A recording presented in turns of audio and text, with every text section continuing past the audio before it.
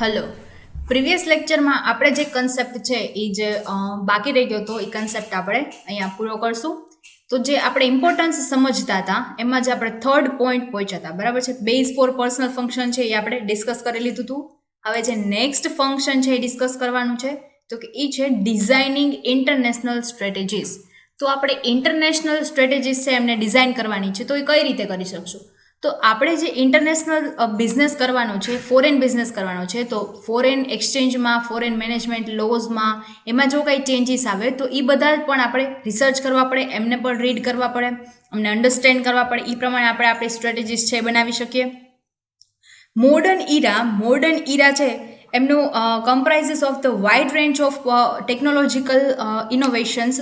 તો modern era પ્રમાણે કંપનીઝનું જે ટેકનોલોજીકલ ઇનોવેશન્સ છે કે જેટલું સ્પીડલી થાય છે, તો એ રીતે આપણે આપણી સ્ટ્રેટેજીસ છે એમને પણ ઇમ્પ્લિમેન્ટ કરવી પડશે. ઇન્ટરનેશનલ સ્ટ્રેટેજીસને ધ્યાનમાં રાખીને આપણી સ્ટ્રેટેજી છે એ ડિઝાઇન કરવી પડશે. Due to the frequent innovations industry are found implementing various techniques. તો એમને આ જે ફાઉન્ડ થાય છે ચેન્જીસ, આપણે જે ફ્રિક્વન્ટલી ઇનોવેશન્સ આવે છે, ફ્રિક્વન્ટલી જે ટેકનોલોજીકલ ચેન્જીસ થાય છે, એ બધાને ધ્યાનમાં રાખીને આપણે એક અલગ ટેકનિક છે એ ઇમ્પ્લિમેન્ટ કરવાની છે. અલગ અલગ ટેકનિક્સ છે આપણે ઇમ્પ્લિમેન્ટ કરશું અલગ અલગ ડિપાર્ટમેન્ટ્સમાં. Next point, every time more efficiency is demanded from the employees as well as the workers. તો આપણે એમની પાસેથી, એમ્પ્લોઈઝ પાસેથી છે, જો ટેકનોલોજીકલ ચેન્જ આવે તો એમની પાસેથી આપણે ઇફિશિયન્સી છે એ વધારે ડિમાન્ડ કરશું. આપણે એક્સપેક્ટ કરશું કે ટાઈપિસ્ટ છે એ એઝ અ કોમ્પ્યુટર ઓપરેટર પણ વર્ક કરે, તો એના માટે એને ટ્રેનિંગ આપવી પડે. એમને ઇફેક્ટિવ વેમાં જો ટ્રેનિંગ આપશું તો ઇફેક્ટિવ વેમાં છે એની ઇફિશિયન્સી છે એ પ્રૂવ કરી શકશે, ઇફિશિયન્સી છે એમને ઇફેક્ટિવ વેમાં યુઝ કરી શકશે. This can be developed in them only by way of effective training. તો ઇફિશિયન્ટ વેમાં જો એને ઇમ્પ્લિમેન્ટ કરવું હોય તો effective training, basic training, development ટ્રેનિંગની છે એ જરૂર પડશે. Next point, great deal of precision is demanded in a foreign markets. તો ફોરેન માર્કેટમાં એક ગ્રેટ ડીલ અથવા તો ગ્રેટ ડીલ કઈ રીતે? તો કે ફોરેન માર્કેટમાં આપણી પ્રોડક્ટ છે એ ફોરેન માર્કેટમાં વધારે ચાલતી હોય તો આપણા માટે ગ્રેટ ડીલ છે કે જે આપણે જે ડિમાન્ડ થતી હોય તો આપણે એમને અચીવ કરી શકીએ, આપણે એમને ગ્રેપ કરી શકીએ, બરાબર છે. તો એના માટે આપણે ડિઝાઇન કરવી પડે ઇન્ટરનેશનલ સ્ટ્રેટેજી. જે આપણે હવે નેક્સ્ટ પોઈન્ટ ડિસ્કસ કરવાનો છે એ કયો છે?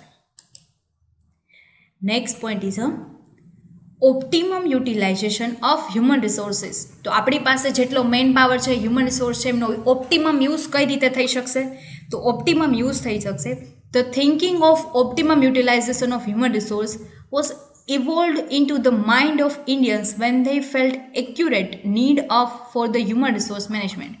કે પહેલાં તો એ થિંકિંગ છે કે ઓપ્ટિમમ યુટિલાઇઝેશન છે હ્યુમન રિસોર્સનું થવું જોઈએ.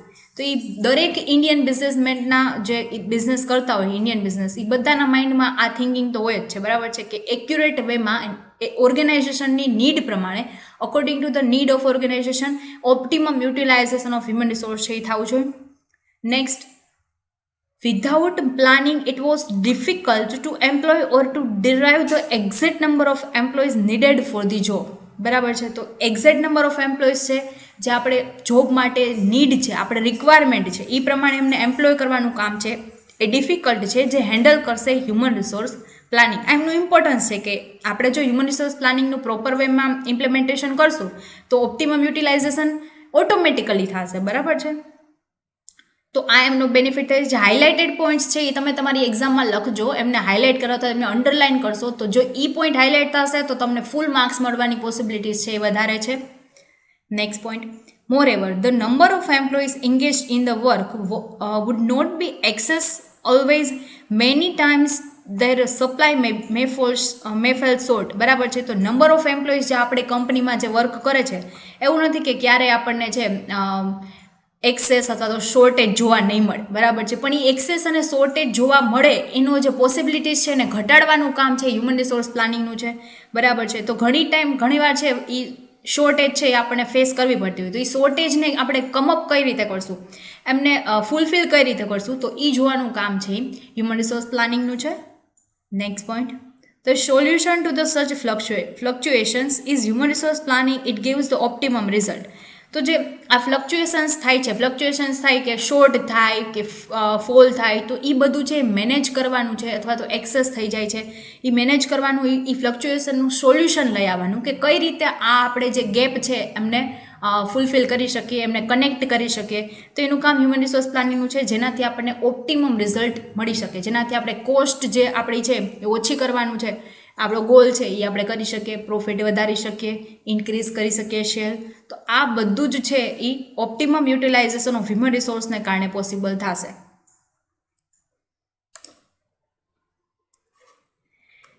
નેક્સ્ટ પોઈન્ટ છે ડિક્રીઝિંગ ધ કોસ્ટ. તો એ જે હ્યુમન રિસોર્સનું ઓપ્ટિમમ યુટિલાઇઝેશન થશે, તો મટીરિયલનું ઓપ્ટિમમ યુટિલાઇઝેશન જે યુટિલાઇઝેશન છે એ થશે, ટાઈમિંગ જે આપણી પાસે છે એમનું યુટિલાઇઝેશન થશે. તો આ બધાનું જો ઓપ્ટિમમ યુટિલાઇઝેશન થશે તો ઓટોમેટિકલી કોસ્ટ છે આપણી ડિક્રીઝ આવશે, બરાબર છે. અથવા તો આપણું મટીરિયલ જે વેસ્ટ થતું હોય, વેસ્ટેજનો જો તમે કાંઈ યુઝ કરી લો તો એમનું પણ છે આપણે કોસ્ટ રિડક્શન કરી શકીએ. તો એમાં જે પોઈન્ટ્સ છે આપણે ડિસ્કસ કરીએ. Decreasing the cost means leaving the certain kind of controls and implementing the new kind of cost reduction techniques in the production process. તો જે પ્રોડક્શન પ્રોસેસના અલગ અલગ ટેકનિક છે જે કે આપણે કોસ્ટ રિડક્શન કરી શકીએ એવી ટેકનિક્સ છે આપણે ઇમ્પ્લિમેન્ટ કરીએ, એવા કાઇન્ડનો આપણે કંટ્રોલ રાખીએ, બરાબર છે. એક સુપરવાઇઝર રાખીએ કે જે મટીરિયલ્સનું વેસ્ટેજ થતું અટકાવે, અથવા તો એમ્પ્લોય જે ટાઈમ વેસ્ટ કરતા હોય એને અટકાવે, તો આપણે કોસ્ટ છે આપણી ડિક્રીઝ કરી શકીએ. For example, establishing the fully automatic plant decreasing the cost and increase the per unit share of profit.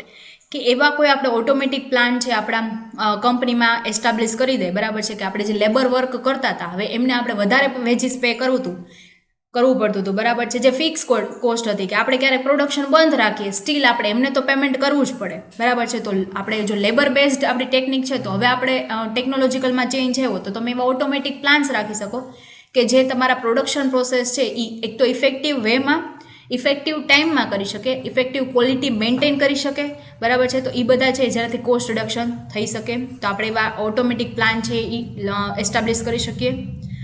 Next point, it can be decrease only by adopting and implementing the efficient human resource planning.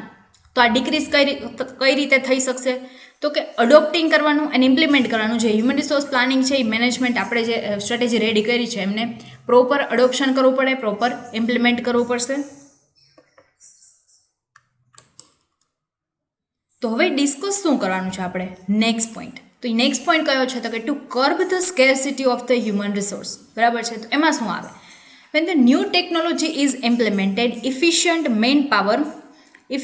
manpower for that particular technology is always scarce, બરાબર છે. તો new technology જે implement થઈ છે, બરાબર છે, આપણી કંપનીમાં ન્યૂ ટેકનોલોજી આપણે જે ઇમ્પ્લિમેન્ટ કરેલી છે, તો એના માટે ઇફિશિયન્ટ જે આપણી પાસે મેઇન પાવર છે એની સાથે જે ટેકનોલોજી જે સૂટ થતી હોય એમને આપણે ઇમ્પ્લિમેન્ટ કરવાનું જે છે એ એકદમ ડિફિકલ્ટ ટાસ્ક છે, બરાબર છે. એ ઓલવેઝ છે એ સ્કેર્સ એટલે શું કે એક ખામી અભાવ ઊભો કરે, બરાબર છે, કે જે બધી જ ઓર્ગેનાઇઝેશન છે એ અચીવ ન કરી શકે. તો એવું રેર કેસમાં બનતું હોય તો એ રેર કેસમાં આ જે પર્સન્ટેજ છે એમાં આપણું પણ ઇન્ક્લુડ થાય, એના માટે આપણે પ્રોપર મેઇન પાવર પ્લાનિંગ કરવું પડે.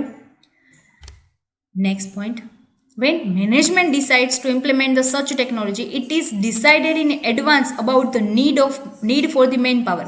કે મેનેજમેન્ટે એ ટેકનોલોજી ઇમ્પ્લિમેન્ટ કરવાનું ડિસાઇડ કરેલું છે, બરાબર છે. તો it is decided in advance, કે એડવાન્સમાં આપણે રિસર્ચ કરેલો હોય તો ઇન્ફોર્મેશન તો ઓલરેડી આપણી પાસે હોય છે, તો એ એડવાન્સ ડિસ્કસ કરેલું હોય કે ક્યારે આપણે મેઇન પાવરની નીડ થશે, આપણે જે ટેકનોલોજી પ્રમાણે જે ચેન્જીસ છે એ ક્યારે ઇમ્પ્લિમેન્ટ કરશું. તો એ બધું જ જોવાનું કામ છે હ્યુમન રિસોર્સ પ્લાનિંગનું છે, કે જેનાથી આપણે આ સ્કેરસિટી જે હ્યુમન રિસોર્સનો અભાવ જે ખામી ઉદ્ભવશે તો એમને આપણે કર્બ અથવા તો આપણે એમને કેવી રીતે ફૂલફિલ કરી શકશું, ગેપને કઈ રીતે ફૂલફિલ કરી શકશું. જે નેક્સ્ટ પોઈન્ટ છે એ છે the scarcity of the efficient man power affects the quality and the production expenses. તો ઇફિશિયન્ટ મેઇન પાવર છે જો એને આપણે ઇમ્પ્લિમેન્ટ કરી શકશું તો જે આપણે ક્વોલિટી અને પ્રોડક્શન એક્સપેન્સીસ છે એને પણ અફેક્ટ કરશે. ક્વોલિટી છે એ વધારી શકશું, જે પ્રોડક્શન એક્સપેન્સીસ જે વધારે થાય છે એમને ઓછા કરી શકશું જો એ પ્રોપર પ્લાનિંગ હશે તો. નેક્સ્ટ પોઈન્ટ છે જે ડિસ્કસ કરવાનું છે એ છે for maintaining mutual relations with the labour organisations, બરાબર છે. તો એની સાથે આપણે લેબર ઓર્ગેનાઇઝેશન, લેબર વેલફેર જે કંપનીઝ છે એમની સાથે આપણે રિલેશન્સ છે એ ડેવલપ કરવાના છે, એમને મેન્ટેન કરવાના છે. તો એમાં શું આવશે? તો massive exploitation of the labourers, was done when there were no labour welfare or the labour protection laws. બરાબર છે. તો મેસિવ એક્સપ્લોઇટેશન ક્યારે થાય લેબરનું? કે જ્યારે આપણે કોઈ લેબર વેલફેર માટેની પોલિસી નથી બનાવેલી, એના માટેનો કોઈ લોઝ છે એમને આપણે ફોલો નથી કરતા. બરાબર છે. તો એવા પ્રોટેક્શન લોઝ બનાવેલા છે જેમને આપણે બ્રેક કરીએ છીએ, ત્યારે છે આપણે લેબરર્સનું છે મેસિવ એક્સપ્લોઇટેશન્સ થાય, એટલે કે એમને ઘણું બધું છે એમનું શોષણ થઈ શકે છે. તો એના માટે જે નોર્મ્સ બનાવેલા છે એમને આપણે ફોલો કરવા પડશે. Next point. As per the norms set by the International Labour Organization, laws are framed and labour organizations are set up in almost all the countries of the world. બરાબર છે કે જે ઇન્ટરનેશનલ લેબર ઓર્ગેનાઇઝેશને જે કાંઈ પણ lose બનાવેલા છે એ લોઝને એ જે સેટ કરેલા લોઝ છે એના પ્રમાણે આપણે આપણી લેબર વેલફેર માટેની પોલિસી છે એ ડિસાઇડ કરવી પડે, એ ઇમ્પ્લિમેન્ટ કરવી પડે. બરાબર છે કે જે ઓલમોસ્ટ આખા વર્લ્ડમાં એમનું બધાનું રિસર્ચ કરીને લેબરને કઈ ફિઝિબલ થશે, જે કંપની માટે પણ બેનિફિટ છે, એમ્પ્લોય માટે પણ બેનિફિટ છે. તો એ બે બેનિફિટ છે એમને મેન્ટેન કરવાના. એના માટે જે રિસર્ચ કરીને જે પોલિસીસ બનાવેલી છે, વેલફેર લોઝ બનાવેલા છે, એમને આપણે ફોલો કરવા પડશે. Next point. When HRM is not implemented, large number of disputes were found between the industrialists and laborers. બરાબર છે. તો HRM છે is not implemented large number of dispute. બરાબર છે. તો HRM આ બધા ડિસ્પ્યુટ્સ જે લેબર અને જે ઓનર્સ વચ્ચે થતા હોય છે અથવા તો મેનેજમેન્ટ વચ્ચે થતા હોય છે, ડિસ્પ્યુટ એ ફેસ ક્યારે ન કરવા પડે? તો જ્યારે એમને લેબર સાથે સારા એવા રિલેશન છે એ મેન્ટેન કરેલા હોય. બરાબર છે. તો એ છે એ પોસિબલ થઈ શકશે. Next point. In those days, industrialists used to appoint many laborers and employees. અત્યારના જે ડેઝ છે એના પ્રમાણે ઇન્ડસ્ટ્રીયલિસ્ટ છે એમની એ છે ઘણા બધા લેબર્સ અને એમ્પ્લોઈઝ છે જ્યારે એમની નીડ હોય ત્યારે એ લોકો અપોઇન્ટ્સ કરશે. Well, due to this distrust was when industrialists were not in a need of them, they were removed or their demotion was made. કે ઇન્ડસ્ટ્રીયલિસ્ટ જે મેનેજમેન્ટ છે એમને જ્યારે જરૂર હોય ત્યારે એ લોકો એમને બોલાવી લે અને એમનું અપોઇન્ટમેન્ટ કરી લે. બરાબર છે. ત્યારે એમને વેજીસ પ્રોવાઈડ કરશે. હવે જ્યારે એમની જરૂર નથી ત્યારે એમને છૂટા કરી દેશે. તો જે બાકીના, માનો કે 6 મહિના એમને જરૂર હતી તો 6 મંથ એમને ત્યાં કામ કર્યું, તો હવે 6 મંથ બાકીના છે એમને વેજીસ નહીં મળે, તો એ બધું ફૂલફિલ કઈ રીતે કરશે? તો એ બધું જોવાનું, મેનેજમેન્ટ કરવાનું કામ છે એ કોનું છે? હ્યુમન રિસોર્સ પ્લાનિંગનું. તો ડ્યુ ટુ ધીસ કે જે આવી રીતે એમને રિમૂવ કરી દે છે, એમને ડિમોશન કરી દે છે, તો એના કારણે શું ઇફેક્ટ આવશે કંપની ઉપર અને લેબરર ઉપર? તો ડિસ્ટ્રસ્ટ છે એ એસ્ટાબ્લિશ થાય. લેબર અને મેનેજમેન્ટ વચ્ચેનો ટ્રસ્ટ છે ને એ બ્રેક થશે. બરાબર. એ ટ્રસ્ટ છે એ ડિસ્ટ્રસ્ટમાં કન્વર્ટ થશે. among the employees and laborer which further resulted in long term dispute, જે લોંગ ટર્મ ડિસ્પ્યુટમાં કન્વર્ટ થશે. Now, the quantum of the such problems has been decreased to great extent because of the effective implementation of the human resource management. તો જે quantum છે સચ problems, આ પ્રોબ્લેમ્સનો જે વધતો જાય છે, જેમ પ્રોબ્લેમ્સ વધતો જાય છે, બરાબર છે, એમ એ પ્રોબ્લેમ્સને ડિક્રીઝ કરવા માટેના જે એક્સટેન્ટની જરૂર પડશે અથવા તો ઇફેક્ટિવ હ્યુમન રિસોર્સ મેનેજમેન્ટના ઇમ્પ્લિમેન્ટેશનની જરૂર પડશે, એ બધું છે એ બે વચ્ચેના રિલેશન છે એ ડેવલપ કરવાનું છે, એમને પ્રોપર વેમાં મેનેજ કરવાનું છે. બરાબર છે. તો એ બધું હ્યુમન રિસોર્સ પ્લાનિંગ છે એ મેન્ટેન કરશે. And if the great extent and effective implementation of human resource management, it also maintains harmony and good relation with the labor organization.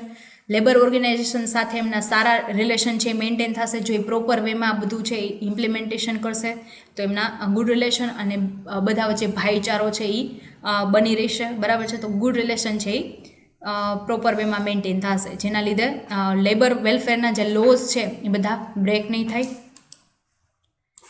Next આપણે ડિસ્કસ કરવાનું છે પ્રોપર ઇમ્પ્લિમેન્ટેશન ઓફ લોઝ. જેમ આપણે આગળ discuss કરેલું છે કે જે લેબર લોઝનું ઇમ્પ્લિમેન્ટેશન હતું, જે કંપનીને રિલેટેડ બીજા ઘણા બધા લોઝ છે કે જેમને ઇમ્પ્લિમેન્ટ કરવા પડે. તો એ જે નેક્સ્ટ પોઈન્ટ છે એ આપણે ડિસ્કસ કરવાનું છે, એ પ્રોપર ઇમ્પ્લિકેશન ઓફ લોઝ છે. એમાં શું આવશે? In India most of the people break the laws instead of following. હવે આ ટ્રાફિક સિગ્નલનો જ તમે જોઈ લો એક્ઝામ્પલ, કે એમાં એના જે લાઇટ્સ છે એ પ્રમાણે આપણે એમને ફોલો કરવાનું છે. સ્ટીલ બધા છે એ બ્રેક કરે છે. બરાબર છે. તો મોસ્ટ ઓફ ધ ટાઈમ છે પીપલ લોઝ છે બ્રેક કરતા જ હોય છે. Next point.